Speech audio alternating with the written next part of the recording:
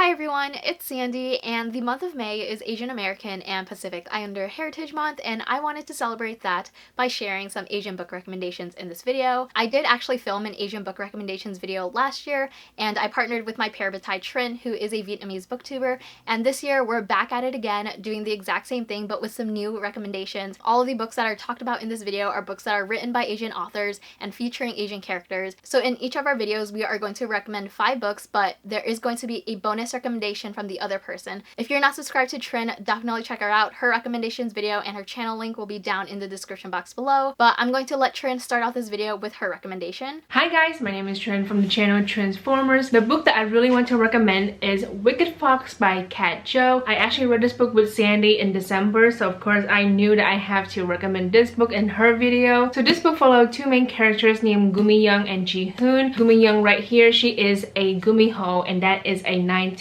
fox. So in the beginning of this book, our boy Ji Hoon was attacked by a goblin. Gumi Young saves him. However, she loses her fox beak in the middle of the battle. It's really bad because she needs her beak to stay alive. So this book is about, of course, our 2 main characters and how they both fall in love. However, it's much more complicated because Gumi Young's mother is very strict and she hates humans. But not just that, there is a family who is very determined to destroy Gumi Young and her mother. I forgot to mention that Kat Cho is Korean American and the characters are Korean. This book is amazing. It takes place in Seoul, and that's really great because I've never read anything like this. I adore the characters. I think they are really great. I love seeing the progression of their relationship from the very beginning of the book to the very end. I love the romance as well. I really love these 2 characters together, and I highly recommend this book to anyone who wants to read it. My first recommendation is going to be The Downstairs Girl by Stacey Lee. This is a historical fiction book that follows our main character, Jo Kwon. She is 17 years old,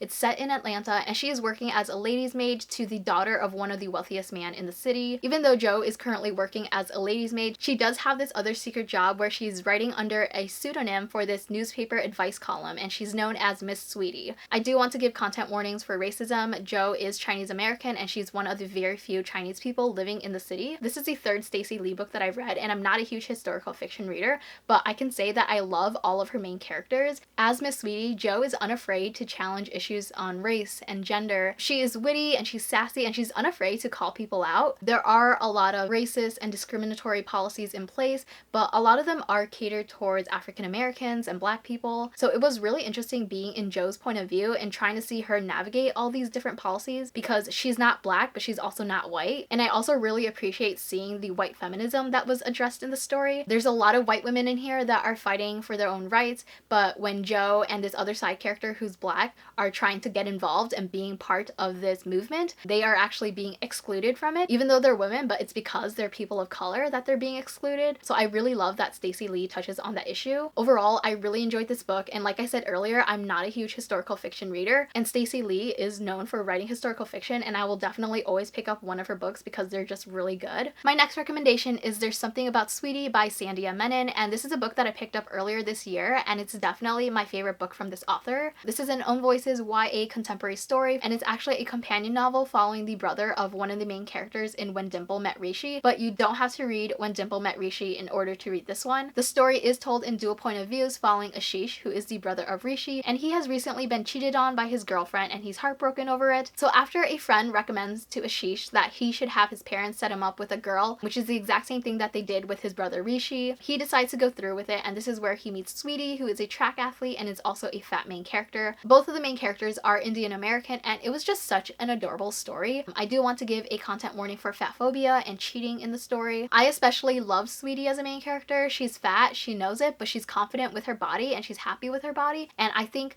that's really empowering to see. Yes, she does get a lot of shit from other people, especially her mom, regarding her weight and the way that she looks, and even though those comments do get to her at times, she's still really happy with her body and she loves her body. Both Ashish and Sweetie have their own friend groups, and it's just really great to see a group of friends just being supportive and loving towards one another. Another thing that I really loved about this book is the relationship itself between Sweetie and Ashish. For the most part, I really appreciated the way that they communicated with one another and how honest they were to each other, especially regarding why they wanted to date the other person in the first place. Sweetie knows that Ashish was recently cheated on and he's still kind of heartbroken over his ex-girlfriend. Their dates were just really cute and heartwarming, and I love how Sweetie got Ashish to connect a little bit more with his Indian culture. This was a really great contemporary book, and I would highly recommend it. The next book that I'm recommending is The Gilded Wolves by Roshani Chokshi. In general, this story is pretty diverse and it's told in multiple point of views. The author is Filipino and Indian, and there is a Filipino character in here and there's also an Indian character in here. I'll be honest and say that I didn't have high expectations going into this because I read another book by this author and I just wasn't a huge fan, but I was really intrigued by the plot and the synopsis, so I decided to pick it up and I'm really glad that I did. This story is set in 1889 and it takes place in Paris. We start off with this main character named Severin, and he basically gathers a group of people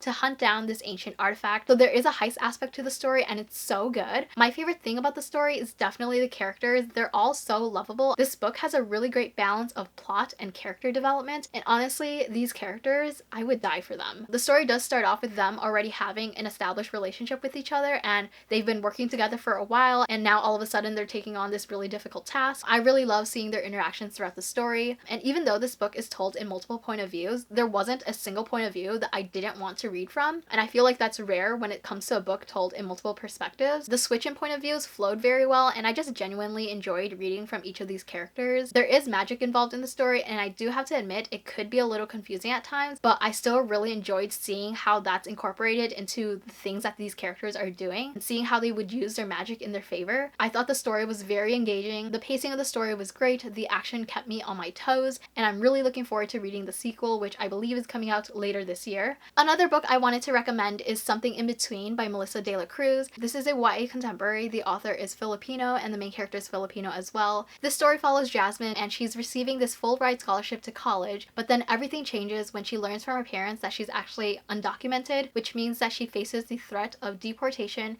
and she's unable to accept the scholarship. And unfortunately, this scholarship would have been the only way for her to afford going to college. I read this book back in 2017. I haven't really talked about it in a while, and it's a story that still sticks with me. And I think it's really great that the author brings attention to the challenges that undocumented students face. I really love the family dynamics in the story. I love seeing the Filipino culture incorporated into the household. The story also touches on racial identity, privilege, racism, and in general, what it's like to be an immigrant living in the US. I definitely found myself relating to some of Jasmine's experiences and to a lot of her values. The one thing that I didn't really like about the story was the romance. I just didn't really care for it, but I'm not going to get super into that. Overall, I think this is a really important read, and I would encourage you all to pick it up whenever you have the chance. And the last book I wanted to recommend in this video is Spin the Dawn by Elizabeth Lim. This book has been compared to Mulan meets Project Runway. I don't watch Project Runway, but I love Mulan, so I was really excited to pick this book up. This story follows our main character Maya, who poses herself as a boy and takes her father's place in order to participate in this trial to become the imperial tailor. The main character is Chinese, and I really enjoyed reading this. There are 3 parts to the story, and each part is pretty distinct. The first part focuses on the trials that Maya goes through in order to become the imperial tailor. So Maya is competing with